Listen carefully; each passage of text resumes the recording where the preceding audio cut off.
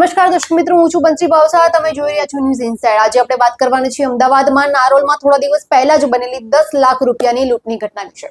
તેમાં એક નવો વળાંક આવ્યો છે. પોલીસ તપાસમાં બહાર આવ્યું છે કે આ જે લૂંટ છે તે કોઈ પણ પ્રકારના બહારના શખ્સ દ્વારા કરવામાં આવી નથી, પરંતુ ખુદ ભોગ બનનારી જ રચી હતી. આર્થિક મુશ્કેલીઓ અને ઘરની જરૂરિયાતોને પહોંચી વળવા માટે કિરણ ચુનારા નામના યુવકે આ નાટકનું કાંડ કર્યું હતું.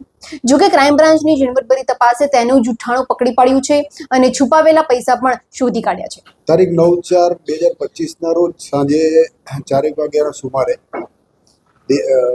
દેવ હોટલ 4 રસ્તાથી વિશાલા બ્રિજ તરફ જતા રોડ ઉપર શિવશક્તિ ઢાબા નજીક પોલીસને એક ઇન્ફોર્મેશન એવી મળી હતી કે એક બાઇક ચાલક કેટલીક કેશ લઈને જતો હતો, જેને 2 અજાણ્યા ઈસમો મોટે રૂમાલ બાંધેલા હતા અને બ્લેક કલરની પલ્સર ઉપર આવતા જે બાઇક ચાલક કેશ લઈને જતો હતો એને બાઇક ઉપર લાત મારી અને એ બેગ લિફ્ટ કરીને 10 લાખ રૂપિયા લઈને ભાગી ગયેલ છે.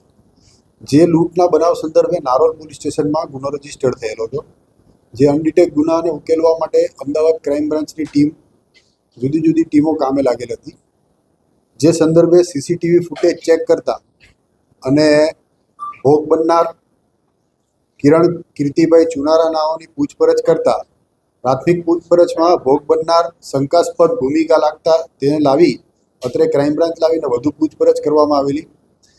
ઘણા બધા ટેકનિકલ અને સીસીટીવી ફૂટેજ આધારે ભોગ બનનારની સ્ટોરી અને વાસ્તવિક સ્ટોરીને મેચ કરતા કંઈક શંકાસ્પદ લાગતા વધુ પૂછપરછમાં ભોગ બનનારે જાતે જ આ કેસ ક્યાંક સંતાડી લીધેલ હોવાની કબૂલાત કરતા ક્રાઇમ બ્રાન્ચે તેની અટક કરી તે કેસ પોતે આર્થિક સંકળામણમાં આવી ગયેલો હોવાથી અને પોતાની પત્ની પ્રેગ્નન્ટ હોય કેટલાક આર્થિક ખર્ચા પૂરા પાડવા સારું થઈને આ કેસ સંતાડી દીધેલ હતી. જે કેસ કોમલ ટેક્સટાઇલની બાજુમાં આવેલ સાવધરિયા ફાર્મ નામના ખુલ્લા મેદાનમાં છુપાવેલ હતી. જે સંપૂર્ણ 100% 10 લાખ રૂપિયા રોકડા ત્યાંથી રિકવર કરવામાં આવેલા છે. આરોપી નાનપણથી અનાથ છે અને આર્થિક સંકળામણમાં 20માં હતો. જુદી જુદી નોકરી બદલેથી આ શોરૂમમાં છેલ્લા 1 વર્ષથી નોકરી કરે છે અને એને એવો પ્લાન ઘડેલો હતો કે કેટલીક લમસમ રકમ એની પાસે આવી જાય તો પોતાની સ્થિતિ સુધરી જાય, જેથી કરીને આ રીતે તરકટ રચવાનો પ્લાન બનાવ્યો.